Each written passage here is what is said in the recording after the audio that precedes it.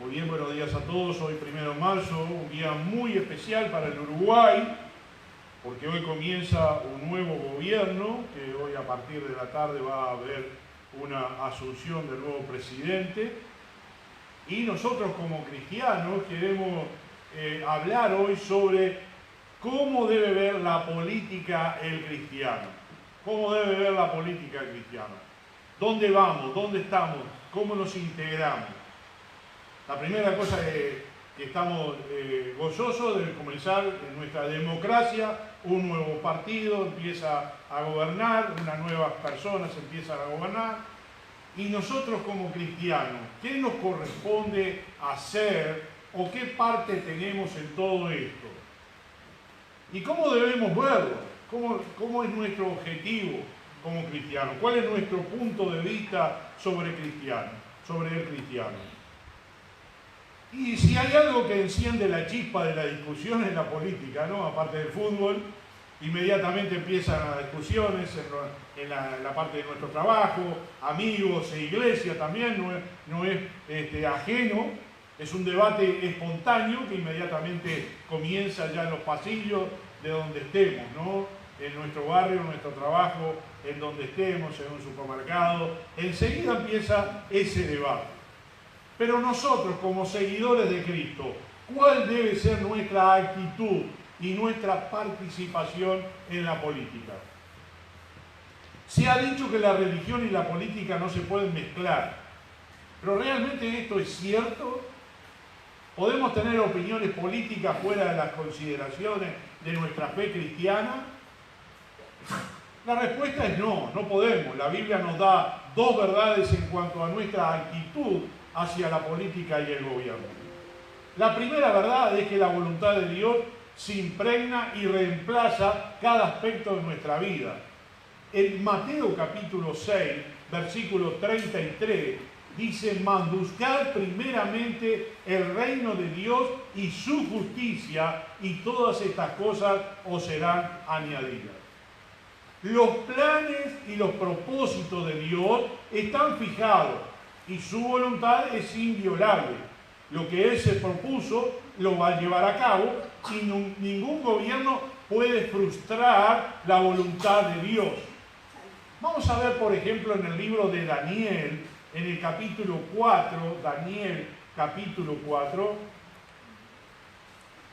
Daniel después de Ezequiel, Daniel capítulo 4, el versículo 34 y 35.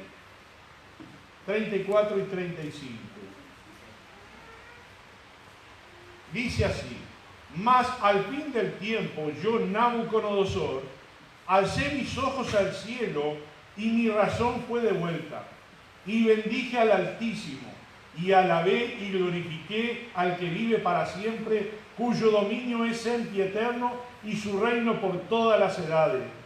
Todos los habitantes de la tierra son considerados como nada, y Él hace según su voluntad en el ejército del cielo y en los habitantes de la tierra. Y no hay quien detenga su mano y le diga: ¿qué haces? La historia de Nabucodonosor es apasionante, un hombre que se creía el mejor del mundo y recibía o quería recibir adoración hacia sí mismo. Y Dios lo humilló y él estuvo comiendo césped, estuvo comiendo en el piso como si fuera un animal. Y luego recobró la razón, y ese capítulo 4 lo escribe él, y está diciendo: Dios es el único, y Él hace lo que quiera, con quien quiera, según su voluntad. Vamos a ver otros pasajes después en la palabra de Dios. En el mismo Daniel, en el capítulo 2, en el versículo 21, Daniel 2, 21 dice: Él muda los tiempos y las edades. Escuchen bien: quita reyes y pone reyes, da la sabiduría a los sabios y la ciencia a los entendidos. Dios es el que los pone y Dios es el que los quita. En el capítulo 4, en el versículo 17, dice: la sentencia es por decreto de los vigilantes y por dicho de los santos la resolución, para que conozcan los vivientes que el Altísimo gobierna el reino de los hombres, y a quien Él quiere lo da, y constituye sobre él al más bajo de los hombres. Estos pasajes bíblicos nos demuestran de que Dios es por sobre todo los gobernantes de la tierra. Dios es por encima de cualquiera. Una clara comprensión de esta verdad nos va a ayudar a ver que la política es meramente un método que Dios está usando para llevar a cabo su voluntad. Aún hombres perversos están en el gobierno, abusan de su poder, utilizándolo para el mal, pero Dios lo usa para bien. En Romanos capítulo 8, versículo 28 dice: y sabemos que a los que aman a Dios, todas las cosas les ayudan a bien. En segundo lugar, en el primero vimos que Dios es por sobre todos los gobiernos y Él pone y quita a quien Él quiere, ¿cierto? En segundo lugar, debemos estar conscientes del hecho de que nuestro gobierno no puede salvarnos. Solo Dios lo puede hacer. Nunca leemos en la palabra de Dios, principalmente en el Nuevo Testamento, cuando el Señor enseñaba, o cualquiera de los apóstoles invirtiera tiempo ni energía enseñando a los creyentes cómo reformar un mundo pagano. La idolatría, la inmoralidad y las prácticas corruptas por medio de un gobierno. Los apóstoles jamás provocaron a los creyentes a demostrar desobediencia civil para protestar contra las injustas leyes o los regímenes brutales del Imperio Romano. En cambio, los apóstoles les ordenaron a los cristianos del primer siglo, así como nosotros hoy, proclamar el Evangelio y vivir vidas que den una clara evidencia del poder transformador del Evangelio. No hay duda que nuestra responsabilidad para con el gobierno es obedecer. Y vamos a ir al libro de Romanos capítulo 13. Romanos capítulo 13. Hoy en la mañana tuvimos una lectura que el hermano Oscar Fernández estuvo leyendo el Tito, y allí en ese pasaje hablaban de obedecer las autoridades. Aquí en Romanos capítulo 13, en el versículo 1, dice: sométase toda persona a las autoridades superiores, porque no hay autoridad sino de parte de Dios, y las que hay por Dios han sido establecidas. De modo que quien se opone a la autoridad, a lo establecido por Dios resiste, y los que resisten acarrean condenación para sí mismos. Dios estableció esa autoridad y Él lo hace para nuestro beneficio. También decía en Primera de Pedro capítulo 2, para castigo de los malhechores y alabanza de los que hacen bien están las autoridades. Pablo en este pasaje, en el libro de Romanos, sigue diciendo en el versículo 3, porque los magistrados no están para infundir temor al que hace el bien, sino al malo. ¿Quieres pues no temer la autoridad? Haz lo bueno y tendrás alabanza de él, porque es servidor de Dios para tu bien. Pero si haces lo malo, teme, porque no en vano lleva la espada, pues es servidor de Dios, vengador para castigar al que hace lo malo. Por lo cual es necesario estarle sujeto, no solamente por razón del castigo, sino también por causa de la conciencia. Pues para esto pagáis también los tributos, porque son servidores de Dios que atienden continuamente a esto mismo. Pagad a todo lo que debéis, al que tributo, tributo, al que impuesto, impuesto, al que respeto, respeto, al que honra, honra. No debáis a nadie nada, sino el amaros unos a otros, porque el que ama al prójimo ha cumplido la ley. Como iglesia, como cristianos, individualmente, nos tenemos que sujetar a las autoridades, aunque no nos guste. Quizás este gobierno no es de tu simpatía, quizás el otro gobierno no era de tu simpatía, pero ellos dieron impuestos, tributos, y hicieron lo que hicieron todos. ¿Qué tengo que hacer yo? Imagínate que cuando el apóstol está escribiendo esta carta, están bajo el régimen de los romanos. Ustedes no vieron en la Biblia ningún discípulo que dijera vamos a hacer un piquete para que se vayan los romanos del gobierno. No vamos a hacer una reunión política para que nos liberemos de esta opresión romana. O sea, separando los tantos, nosotros nos debemos obediencia al gobierno, porque por Dios está puesto. Y como decía el libro de Daniel, y el mismo Nabucodonosor lo reconocía, por Dios está puesto. Y Él es por sobre todas las cosas. Dios quiso, en su misericordia, darle a nuestro país un gobierno alternativo. ¿Qué es lo que vamos a hacer nosotros en estos 5 años de este gobierno? Nosotros, que somos ciudadanos de este gobierno, tenemos responsabilidades, porque ellos están gobernando con autoridad sobre nosotros. Esperemos que para nuestro bien recaudan los impuestos, pero también guardan la paz. Si ustedes leyeron el versículo 3, dice que el que no se mete en lío, no le va a pasar nada. Entonces, cuando empiezan las querellas o las quejas de los castigos de las autoridades, uno se pregunta, porque yo tengo 63 años y yo estaba en secundaria cuando estaba la dictadura y a mí nunca me llevaban preso. A mí me paraban en la calle, me pedían los documentos, venían allí y me decían, ¿usted quién es? Íbamos con nuestros amigos, nos pedían la cédula, le dábamos la cédula, guardábamos nuestra cédula y nos íbamos a nuestra casa. Nunca me llevaban preso. ¿Por qué no me llevaron preso? Porque nunca hice nada. Así lo dice la Biblia. Haz lo bueno y tendrás alabanza de ellos. Pero si haces lo malo, teme. Porque por Dios están puestos las autoridades. Entonces nosotros tenemos que seguir adelante en esto. Donde nosotros tenemos voz y podemos elegir a nuestros líderes, debemos ejercer nuestro derecho de votar.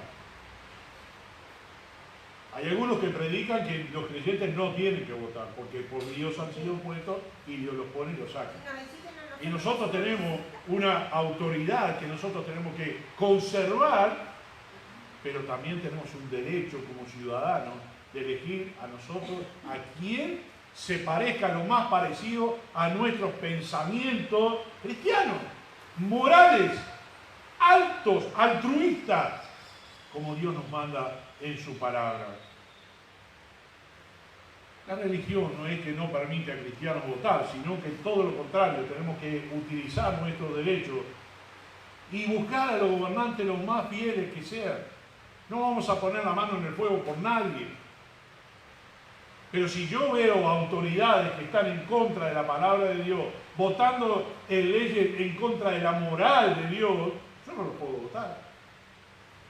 Porque tengo que ser inteligente, tengo que discernir entre lo bueno y lo malo, y tengo que buscar la voluntad de Dios. Y la voluntad de Dios no es que un gobierno que esté en contra de Dios sea mi gobierno.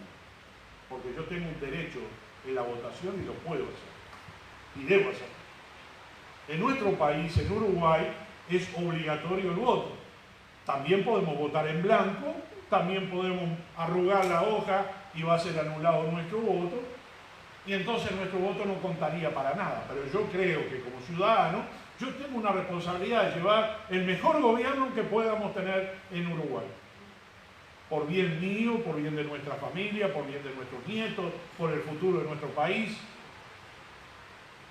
Entonces, el cristiano y la política. Separémoslos tanto. Yo considero que los pastores que han sido llamados al ministerio no deben involucrarse en la política, no deben ir al partido político ni buscar una carrera política. Pero sí creo que un cristiano que no es llamado al ministerio o a una obra de entrega total, sí puede participar, siempre y cuando no esté en contra de la voluntad del Señor, ni poniendo primero a su partido y sus fuerzas en el partido y dejar la palabra de Dios y la iglesia de lado. Tenemos un personaje bíblico llamado Daniel, que era gobernante. Tenemos a un José, gobernante por el faraón en Egipto. Y gracias a Dios por esos hombres de Dios en el gobierno. Porque los gobiernos fueron fructíferos gracias a esos hombres. Ahora Daniel no fue llamado al pastorado. Daniel no fue llamado a ser un misionero, a abrir la iglesia. Daniel fue elegido y Daniel aceptó el reto, pero con la condición de no contaminarse con el mundo en que vivía. Y Daniel prevaleció, Daniel se cuidó de toda la contaminación y la idolatría que había alrededor de él. Daniel conservó su vida espiritual. Cuando era por ley, no podían orar a otro Dios que no sea al Dios que estaba marcando en ese tiempo, a esa estatua. Daniel abría su ventana y oraba hacia Jerusalén 3 veces por día. Por eso fue acusado y echado al foso de los leones. Pero Daniel fue fiel al Señor y el rey lo premió por eso. Creyente, tú puedes estar en algún puesto político, en algún lugar, para servir al Señor porque eres servidor de Dios. Pero no para nosotros, los pastores. Yo no voy a dejar mi ministerio para ir a una carrera política. Uno de los grandes engaños de Satanás es que pongamos nuestra confianza en el gobierno mundano, en el gobierno de nuestros países, o en esta moralidad cultural y esta vida piadosa a las manos de políticos y funcionarios gubernamentales. Ninguno de nosotros creo que va a poner la mano en el fuego por nadie. La esperanza de nuestro país hoy es un cambio. La esperanza que tenemos no se encuentra en una clase dominante. La Iglesia ha cometido un error si piensa que es el trabajo del político defender, difundir y guardar las verdades bíblicas y los valores cristianos. Eso no lo va a hacer ningún político. Mismo está teniendo un problema el nuevo gobierno que está entrando porque hubo leyes que él no estaba de acuerdo y no las votó. Hizo leyes en contra de la palabra del Señor. Ahora, si quisiera revertir, la mayoría de la población se iría en contra de él y perdería muchos votos. Entonces ahí hay un juego político que no voy a entrar en detalle. El objetivo de la Iglesia, de acuerdo al propósito de Dios, no se encuentra en el activismo político. En ninguna parte de la Escritura se nos ordena poner nuestra energía, nuestro tiempo, nuestro dinero en asuntos del gobierno o en asuntos políticos.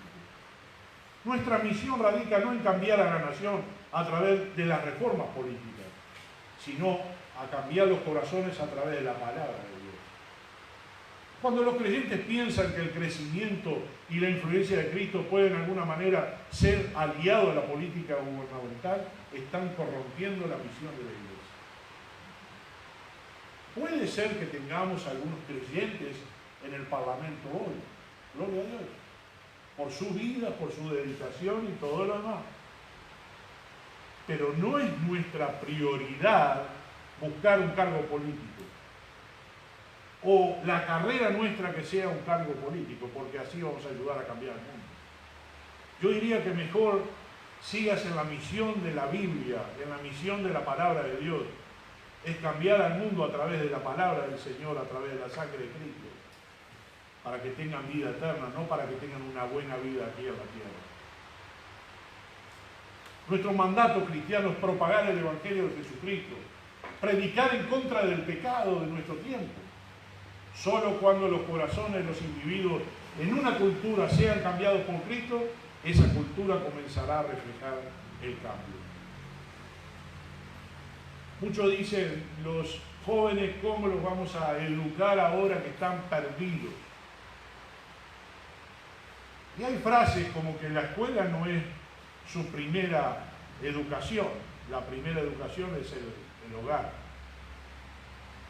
Y en vez de cambiar a los jóvenes, hay que cambiar la cabeza de los padres. Comparto totalmente. Entonces la profundidad de la palabra de Dios es esta. Nosotros tenemos que buscar el cambio desde el corazón de la persona, desde la mente de la persona, por la palabra de Dios, para que tengan un cambio de actitud, sea en el gobierno o sea un individuo común. Los creyentes a través de los tiempos han vivido, aún han florecido, bajo gobiernos represivos, paganos, y eso era especialmente cierto por los creyentes de los primeros siglos. Ellos vivieron bajo despiadados regímenes políticos, pero mantenían su fe bajo una enorme tensión cultural. Ellos entendían que eran ellos y no sus gobiernos, quienes eran la luz del mundo y la sal de la tierra. Ellos se adherían a las enseñanzas del apóstol Pablo de obedecer a las autoridades, como acabamos de leer acá en el libro de Romanos 13. Y aún honrarles, respetarlos y orar por ellos. Así que la iglesia tiene una función dentro de la política. Obediencia, sujeción y oración. No busque un cargo político, busque la voluntad del Señor. Si por algún motivo Dios lo ha bendecido a usted y le ha dado cualidades para seguir alguna carrera política, no se olvide que Dios está primero. Y si le dio la condición de poder pelear por sus pensamientos cristianos, yo no estoy en desacuerdo y no creo que Dios esté en desacuerdo. No a los pastores, misioneros y a los que tienen que entregar su vida 100% al Señor. En los tiempos bíblicos no había elecciones, eran dictaduras, eran gobernantes del mundo, era muy diferente. Hoy tenemos la oportunidad de elegir a nuestro gobierno. Y le llamamos democracia a eso, ¿no es cierto? El ciudadano cristiano particular, si siente la dirección del Señor, después de la oración y apoyo a los hermanos cristianos, debería tener un puesto político, si lo puede tener público, para defender esas acciones. Porque dice en Colosenses 3:17, y todo lo que hacéis, sea de palabra o de hecho, hacedlo todo para la gloria de Dios. Alguien dijo bien, si los creyentes no participáramos de nada en política y dejamos que todo el mundo pagano nos condujera, nos vamos a hundir. ¿Dónde estaría la sal y la luz del mundo si no puede estar dentro de la política o de los gobiernos? Vuelvo a repetirlo, lo voy a decir hasta el cansancio. No es mi intención como siervo de Dios cambiar una carrera política por una carrera pastoral. Para mí es superior este ministerio porque estoy tratando de llevar la vida mía y de mis hermanos a la vida eterna, no a vivir cómodamente en un país. Y debemos recordar como iglesia que nuestra confianza y nuestra esperanza no está en los políticos. Hoy nos despertamos y dijimos, bueno, vamos a tener un nuevo gobierno, vamos a ver qué pasa. Escuché a alguien que estaba en una empresa hace unos 15 días atrás y la empresa le dijo a ese funcionario, vamos a esperar el cambio del gobierno, a ver qué pasa. Estamos todos con una expectativa, ¿no? ¿Qué va a pasar con la moneda extranjera? ¿Qué va a pasar con nuestra economía? ¿Qué va a pasar con nuestros salarios, con nuestras jubilaciones? ¿Qué va a pasar con la salud? Todos estamos en una expectativa. Todos queremos que nos vaya bien, ¿no es cierto? El que desea que le vaya mal al gobierno es una persona pobre de mente. Porque si le va mal al gobierno, le va a ir mal a él y a todos nosotros. Todos tenemos que decir que ojalá que esto funcione, que esto vaya bien. Dios sabía que nuestro mundo necesitaba ser salvado, aún mucho antes que cualquier gobierno. Él le demostró al mundo que la redención no podía ser lograda a través del poder del hombre, ni del poder económico, ni del poderío militar o de la política. Dios demostró que la paz mental, La alegría, la esperanza y el gozo y la salvación de la humanidad se logra solo a través de su Hijo Jesucristo. Creyente, tú tienes que estar en una posición objetiva.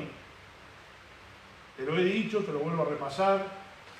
Si Dios te dio la oportunidad de poder trabajar en algo, no pongas todas tus fuerzas ahí, porque vas a intercambiar o cambiar la acción o el deseo de Dios a tu corazón.